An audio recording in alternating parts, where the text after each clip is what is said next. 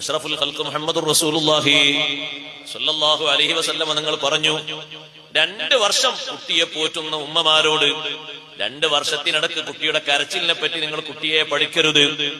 അതിലാദ്യത്തെ 4 മാസം ഷഹാദത്ത് കലിമയുടെ കരച്ചിലാണ്.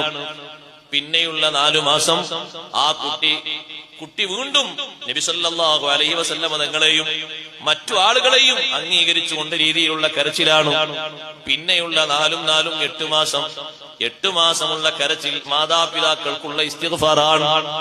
ഹദീസിൽ കാണാം അങ്ങനെ. കാരണം ആ കുട്ടിയുടെ മനസ്സും കണ്ണുമൊക്കെ തെളിഞ്ഞതുകൊണ്ട് ചിലപ്പോ തൊട്ടില് കിടക്കുന്ന കുട്ടി എങ്ങനെ ചിരിക്കുന്നത് കാണും.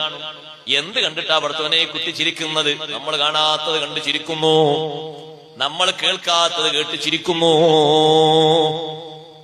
ഇങ്ങനെ നല്ല വാസനകൾ നൽകിയിട്ട് ഇങ്ങനെ വളർത്തിക്കൊണ്ടുവരുന്ന കുട്ടികളെ ഇടയ്ക്ക് വെച്ച് മുരടിപ്പിക്കാൻ പാടില്ല. നല്ല പക്വത എത്തുന്നത് വരെ ആ ശീലത്തിലായിട്ട് വളർത്തി വരണം. ഇടയ്ക്ക് എവിടോ ആരോ ഒന്ന് ഇടങ്ങേറാക്കി, അപ്പൊ ആ കുട്ടിയുടെ നേരത്തെയുള്ള അവസ്ഥകളൊക്കെ മാറിയിട്ട് പിന്നെ വേറെ രൂപത്തിലേക്ക് പോയി.